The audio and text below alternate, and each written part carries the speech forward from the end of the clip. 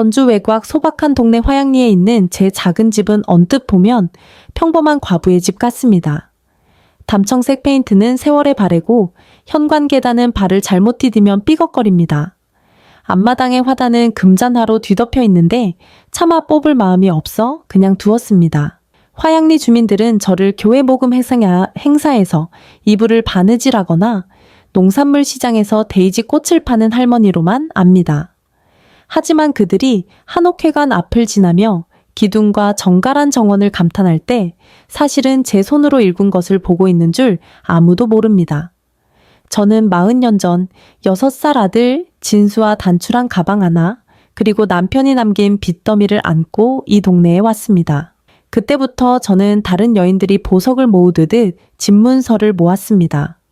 처음엔 임대주택 한 채였죠. 한 채가 세 채가 되고 세 채가 12채가 되었습니다. 그러다 상업용 건물 창고 주차장을 사들였습니다. 아무도 입찰하지 않는 것들을요. 하지만 저는 늘 작고 소박한 사람으로 보이길 바랐습니다. 진수가 어릴 때는 보이지 않는 게 더 쉬웠습니다. 아이가 친구들과 어울리며 평범하게 자라길 바랐거든요. 엄마가 동네 절반을 소유했다는 이유로 다르게 대우받는 걸 원치 않았습니다. 그래서 저는 금고에 숨긴 장부 진수가 잠든 사이 불어난 재산 명세서를 절대 보여주지 않았습니다. 진수는 학비가 어디서 났는지 묻지 않았습니다. 제가 왜 늘 처녀적 이름 윤미경으로 계약서에 서명하는지도 궁금해하지 않았죠. 그리고 그가 지연이를 처음 집에 데려왔을 때 단정한 머리와 조심스러운 칭찬을 늘어놓는 그 아이는 저를 풀기, 귀찮은 수수께끼처럼 바라봤습니다. 어제 주방 탁자 위에 놓인 두꺼운 크림색 봉투가 눈에 띄었습니다. 곱게 쓴 초대장 진수와 지연이의 약혼 파티 초대장이었죠. 안에는 지연이가 쓴 쪽지가 들어있었습니다. 참석하시면 좋겠지만 부담스러우시면 안 오셔도 괜찮아요. 한옥회관 문을 들어서기 전 차 안에서 10분 가까이 망설였습니다. 진입낸 번쩍이는 고급 차들이 가득했죠. 누군가 은쟁반에 샴페인을 내밀었지만 저는 정중히 거절하고 겨울 별장에서 세금 혜택을 논하는 사람들 사이를 빠져나갔습니다. 거실은 백합과 값비싼 양초 냄새로 가득했습니다. 지연이의 어머니, 혜란 씨는 억지로 예의 바른 척하며 저를 맞았습니다. 차가운 손으로 제 손을 잡더니 미경 씨, 오셨어요. 라며 곧장 포도밭, 리모델링 얘기를 꺼내는 다른 손님에게로 돌아섰습니다. 저는 테라스로 통하는 유리문 옆에 자리를 잡았습니다. 아무도 저를 신경 쓰지 않는 게 오히려 편했죠. 방 저편에서 진수를 봤습니다. 손에 잔을 들고 넥타이가 살짝 풀린 채로 지연이가 하는 말에 미소 짓고 있었습니다. 하지만 어깨가 굳어 있고 지연이 아버지가 등을 치며 웃을 때 한 박자 늦게 고개를 끄덕이는 모습이 보였습니다. 저는 이 자리에 어울리지 않는다는 걸 알았습니다. 하지만 그런 적이 한두 번이 아니었기에 그저 조용히 지켜봤습니다. 한 여성이 반짝이는 목걸이를 하고 지연이에게 결혼 계획을 물었습니다. 지연이의 목소리가 대화 소음 위로 따뜻하고 밝게 울렸습니다. 한옥회관을 예약했어요. 그녀가 그 이름을 강조하며 말했을 때 제 가슴이 찌르르 아팠습니다. 아빠가 관리위원회와 아는 사이여서 쉽게 잡았죠. 그 여성이 고개를 끄덕이며 말했습니다. 정말 품격 있는 장소네요. 지연이의 시선이 저를 스치며 지나갔습니다. 마치 제가 거슬리는 물건이라도 되는 듯이요.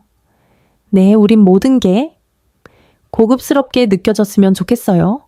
그때 진수가 제 눈을 마주쳤습니다. 잠깐 그의 표정이 부드러워졌고 거의 사과하는 듯 보였습니다. 그는 저에게 다가오려 했지만 지연이가 그의 팔에 손을 얹자 멈췄습니다. 나중에 저는 외투를 챙기러 복도로 갔고 진수가 현관까지 따라 나왔습니다. 엄마. 그의 목소리가 작았습니다. 제가 엄마 사랑하는 거 아시죠? 하지만 지연이네 가족은 기대하는 게 많아요. 저는 고개를 끄덕였지만 그가 봤는지 확신할 수 없었습니다.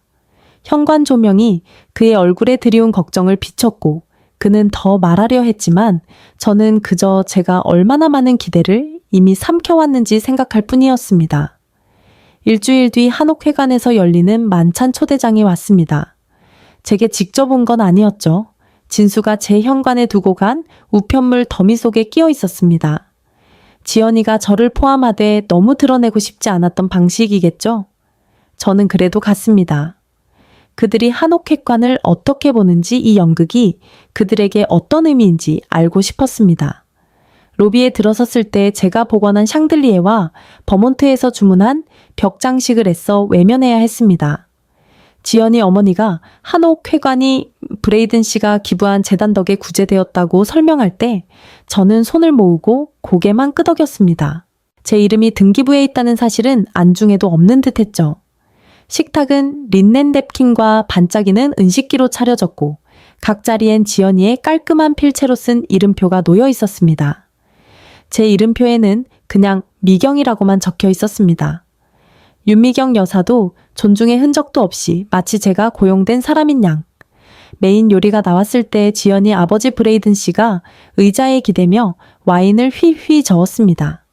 진수말로는 미경 씨가 작은 사업을 하신다던데요. 그는 어린애 취미를 보듯 보러 웃으며 말했습니다. 저는 숨을 삼켰습니다. 네, 그렇습니다. 혜란 씨가 부드럽지만 시선을 피하며 덧붙였습니다. 공예품이랑 꽃을 파시는 거죠. 네 스피리트, 저는 대답했습니다. 더 설명하지 않았습니다. 지연이의 웃음소리가 부드럽게 울렸습니다. 바쁘게 지내는 귀여운 일이죠. 진수는 접시만 내려다보고 있었습니다. 디저트가 나오자 지연이가 목을 가다듬었습니다. 결혼식 말이에요? 그녀가 아버지를 보며 말했습니다. 직계가족하고 가까운 친구들만 초대하는 게 나을 것 같아요. 좀 더 우아하게요. 진수가 고개를 들었습니다. 제 눈을 마주쳤고 처음으로 거기에 망설이는 빛이 보였습니다. 그는 아무 말도 하지 않았습니다. 저를 변호하지도 않았죠. 집으로 돌아오는 길 진수의 그 표정이 자꾸 떠올랐습니다. 언제부터 저를 부끄러워하게 된 걸까? 그날 밤 잠이 오지 않았습니다. 자정이 넘도록 주방 탁자에 앉아 있었죠. 지연이의 조심스러운 미소 고개를 숙인 진수 이름표에 적힌 외로운 미경이라는 이름이 머릿속을 맴돌았습니다. 결국 자리에서 일어나 침실 옷장 안에 작은 금고로 갔습니다.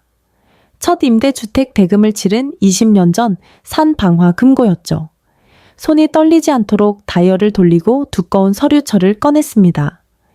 윤미경 홀딩스라고 적힌 서류철. 탁자 위에 서류들을 가지런히 펼쳤습니다.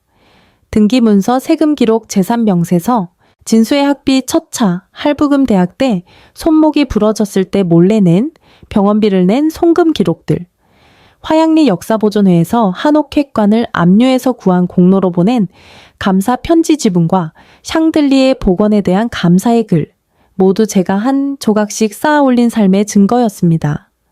남들은 제가 앞치마나 바느질하는 줄 알았죠. 저는 진수가 평범하다고 믿으며 자라길 바랐습니다. 돈으로 가치를 재는 대신인격으로 자신을 가누길 바랐죠. 그게 겸손함을 가르치는 길이라 생각했습니다. 하지만 그 만찬장에서 지연이가 저를 깎아내리는 동안 부끄러워 고개를 들지 못하는 진수를 보며 제가 가르친 건 부끄러움뿐이었나 싶었습니다. 서류를 조심스레 정리하며 한 장 한 장 매만졌습니다. 진수를 세상의 날카로운 모서리로부터 지키기 위해선 어떤 모욕도 삼켰을 때가 있었습니다. 하지만 이제는 더 이상 보이지 않는 척할 수 없었습니다. 아침 해가 뜨기 전 커피 한 잔을 따르고 서류철을 전화기 옆에 놓았습니다. 충동적으로 행동했다는 오해를 피하려 오전 8시가 되길 기다렸습니다. 정확히 8시에 한옥회관으로 전화했습니다. 행사장 매니저 은주 씨가 두 번째 벨의 전화를 받았습니다. 그녀는 저를 늘 윤미경 여사로만 알았고 손으로 쓴 연말 보너스를 보내는 여인으로만 여겼죠. 안녕하세요, 윤미경 여사님. 그녀의 목소리가 따뜻하고 프로페셔널했습니다. 오늘 무슨 도움을 드릴까요? 천천히 숨을 들이쉬었습니다. 진수지연이 결혼식 예약을 취소해 주세요. 잠시 침묵이 흘렀습니다. 알겠습니다. 그녀가 조심스레 말했습니다. 이유를 여쭤봐도 될까요? 계약 위반입니다. 제가 말했습니다. 12조에 나와 있죠. 보증금을 전액 환불하고 그 날짜를 아동병원 갈라로 막아놓으세요. 또 한 번의 침묵. 알겠습니다. 제가 직접 처리하겠습니다. 감사 인사를 하고 전화를 끊었습니다. 서류철을 금고에 다시 넣으며 후회나 죄책감이 밀려올 줄 알았습니다. 하지만 느껴진 건 지친 안도감 뿐이었습니다. 진수를 현실로부터 지키는 게 사랑이라 믿었습니다. 하지만 사랑은 제가 나 자신을 작게 만드는 걸 요구하지 않아야 했습니다. 1시간 뒤 전화벨이 울렸습니다. 지연이의 날카로운 목소리가 녹음기에 흘렀지만 저는 받지 않았습니다. 이미 답하지 않기로 마음먹었으니까요.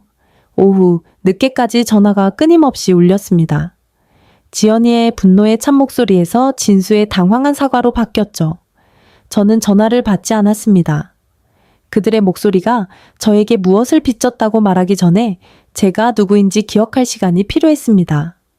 해가 질 무렵 문 두드리는 소리가 났습니다. 문을 열기도 전에 그들이라는 걸 알았죠. 지연이는 팔짱을 낀 채 독이 담긴 표정으로 서 있었습니다. 진수는 한 발 뒤에 서서 잠 못 든 얼굴로 서 있었습니다. 지연이가 먼저 입을 뗐습니다. 만족하시겠어요? 그녀가 쏘아붙였습니다. 우릴 망신시켰어요. 우리 부모님은 화가 나셨어요.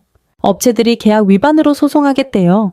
진수의 목소리는 부드러웠지만 다급했습니다. 엄마 제발요. 얘기해서 해결할 수 있어요. 말없이 문을 열어 그들을 들였습니다. 지연이는 앉지 않고 거실을 서성였고 진수는 애원하는 눈빛으로 저를 봤습니다. 이게 뭘 증명한다고 생각하세요? 지연이가 따졌습니다. 당신이 우리를 좌지우지할 수 있다고. 이건 당신이 얼마나 속 좁은지만 보여줘요. 결혼식을 망쳤잖아요. 자존심 때문에. 저는 진수를 봤습니다. 그가 반박할지 기다렸지만 그는 손만 내려다봤습니다. 왜 그러셨어요? 그의 목소리가 갈라졌습니다. 목이 메었지만 목소리를 가다듬었습니다. 더 이상 부끄러운 척하지 않으려고. 지연이가 날카롭게 웃었습니다. 부끄럽다뇨? 뭘요? 당신 이불장사 진수가 살짝 움찔했습니다. 제가 본 그 순간 그의 눈에 의심의 틈이 보였습니다. 당신은 늘 진수에게 최선을 다한다고 했죠. 지연이의 목소리가 낮고 위협적이었습니다. 그럼 증명해 보세요. 예약을 복구하세요. 저는 대답하지 않았습니다. 복도로 걸어가 서류 처리 있는 찬장으로 향했습니다. 그들이 묻지 않은 진실을 보여줄 때가 됐습니다. 거실로 돌아와 서류철을 커피 탁자에 올려놓았습니다. 지연이의 눈이 가늘어졌습니다. 감상적인 기념품이나 보여줄 거라 생각했겠죠. 저는 서류철을 펼쳐 첫 페이지를 보여줬습니다. 이건 한옥회관 등기 문서예요. 제 손가락이 서류를 짚었습니다. 15년 전 현금으로 샀죠. 지연이가 눈을 깜빡이며 당황한 기색을 보였다가 곧 회복했습니다. 그걸 믿으라고요. 대답 대신 페이지를 넘겼습니다. 세금 기록 복원 청구서, 화양리 역사 보존회의 감사 편지들. 당신들이 서 있던 그 볼룸은 제 거예요. 제가 나직이 말했습니다. 진수의 입이 벌어졌습니다. 얼굴이 하얗게 질린 그는 서류철을 떨리는 손으로 넘기며 제가 작게 보일 이유가 없다는 증거를 찾으려 했습니다. 네가 어렸을 때 제가 말했습니다. 매일 그 건물 앞을 지나며 일 갔어. 언젠가 내가 그걸 살 수 있다면 지킬 거라고 다짐했지. 그리고 했어 진수야. 너를 위해. 그가 힘겹게 침을 삼켰습니다. 왜 저한테 말씀 안 하셨어요? 네가 묻지 않았으니까.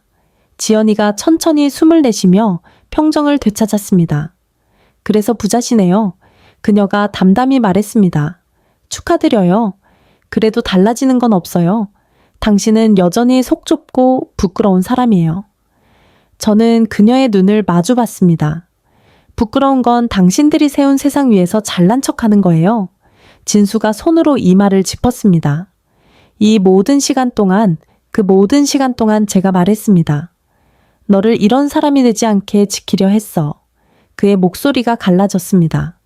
어떤 사람요? 다른 사람들을 관리하고 숨겨야 한다고 믿는 사람. 지연이의 입가가 비틀렸습니다. 이 쇼가 우리 계획을 바꿀 거라 생각한다면 이미 바꿨어요. 제가 말했습니다. 진수가 고개를 들었습니다. 처음으로 제 눈을 피하지 않았습니다. 그는 저를 똑바로 보며 당황한 듯 보였습니다. 지연이가 진수의 팔을 꽉 잡았습니다. 당신이 이걸 해결하라고 말해. 그는 팔을 빼지 않았지만 동의하지도 않았습니다. 그의 침묵은 오랜만에 보여준 진심이었습니다. 지연이가 진수의 팔을 더 세게 잡으며 합리적인 척하는 목소리로 말했습니다. 들어, 우리 이거 해결할 수 있어. 그녀가 매니저한테 전화해서 이 소동을 취소하면 돼. 뭘 잃게 되는지 깨닫게 해. 진수가 텅 빈 표정으로 그녀를 봤습니다. 뭘 잃는다는 거지? 지연아, 그녀가 날카롭게 웃었습니다. 모든 거. 우리의 평판 결혼식. 우리 부모님이 이걸 그냥 넘기실 것 같아. 저는 손을 무릎 위에 모으고 익숙한 연극의 마지막 장면을 보듯 탑 그들을 지켜봤습니다. 진수가 저를 봤습니다. 엄마. 제가 사랑받고 싶었다면 저는 마음을 가다듬었습니다. 날 존중했다면 그런 부탁 안 했을 거야. 지연이의 입이 벌어지었습니다.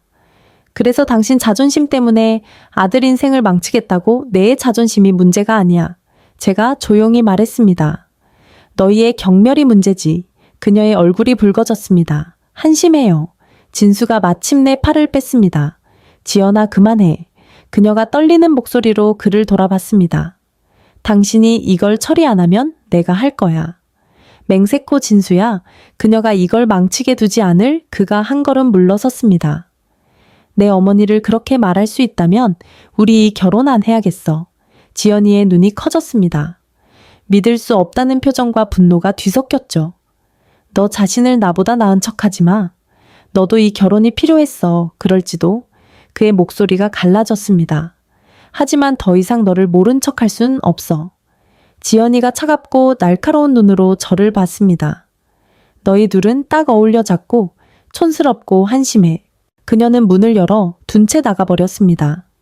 진수는 따라가지 않았습니다. 그녀가 서 있던 자리를 멍하니 바라보고 있었습니다. 진수는 오랫동안 아무 말도 하지 않았습니다. 문간에 서서 어깨를 축 늘어뜨린 채 모든 선택의 무게가 한꺼번에 그를 짓누르는 듯 했습니다. 저는 손을 모은 채 앉아 있었죠. 이건 그가 먼저 시작해야 하는 일이었습니다. 마침내 그가 떨리는 숨을 내쉬며 저를 돌아봤습니다. 미안해요. 그의 목소리가 작았습니다. 지연이 말에 휘둘렸어요. 저 자신을 보는 눈도 그녀한테 맡겼죠.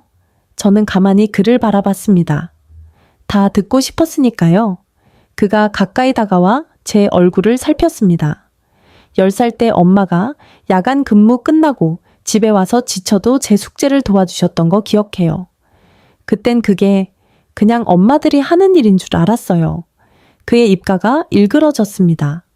엄마가 저를 위해 세상 전체를 떠받치고 계신 줄 몰랐어요. 목이 메었지만 눈물을 참았습니다.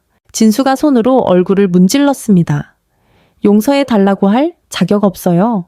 하지만 이제야 보인다고 엄마가 해오신 모든 걸 저는 그를 잠시 바라봤습니다. 어른이 된 그와 어린 시절의 그가 겹쳐 보였죠. 저는 천천히 고개를 끄덕였습니다. 용서는 요구하는 게 아니야, 진수야. 얻는 거지. 그의 어깨가 축 늘어졌지만 눈에는 안도감이 스쳤습니다. 노력하고 싶어요. 그가 조용히 말했습니다. 어떻게 해야 할지 모르지만 노력하고 싶어요. 저는 그의 눈을 마주보며 오랜만에 그의 진심을 믿었습니다. 며칠 동안 전화가 끊임없이 울렸습니다. 지연이가 악의적인 메시지를 남겼지만 끝까지 듣지 않고 지웠습니다. 혜란 씨는 고급 편지지에 뻣뻣한 쪽지를 보내왔습니다. 당신의 행동이 모두에게 큰 망신을 줬습니다. 답장하지 않았죠. 진수도 전화했지만 그의 목소리는 달랐습니다. 문제를 해결해 달라는 애원이 아니었습니다. 오랜만에 느껴지는 솔직한 슬픔이 담겨 있었습니다. 주말이 되자 약혼이 끝났다는 소식이 들렸습니다.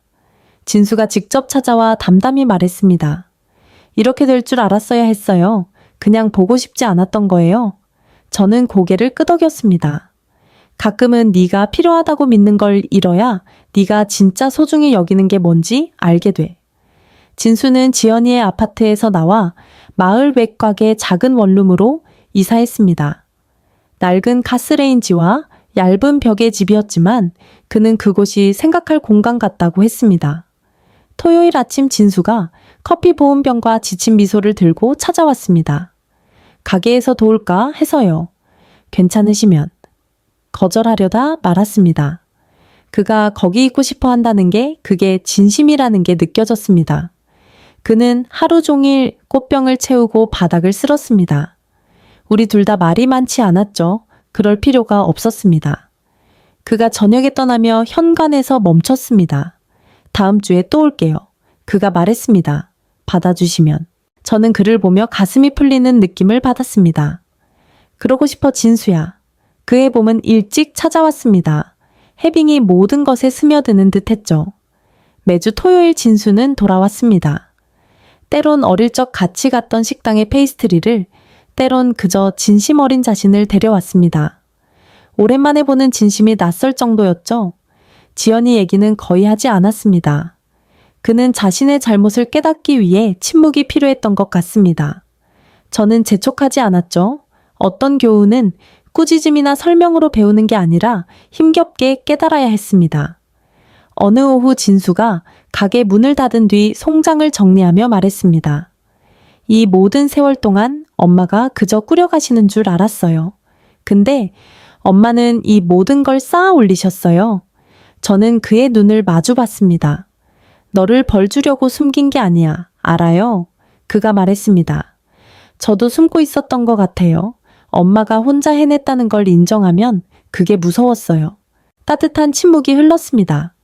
그가 카운터 너머로 제 손을 덮었습니다. 엄마는 절대 작지 않으셨어요. 목이 메었습니다. 너도 아니야. 그가 긴 숨을 내쉬며 우리 사이에 얽혀있던 무언가가 풀렸습니다. 그가 떠난 뒤 가게가 더 가벼워진 듯 했습니다. 두려워했던 문이 활짝 열린 기분이었죠. 그리고 몇 년 만에 처음으로 문을 잠글 때 스스로를 가두는 느낌이 들지 않았습니다.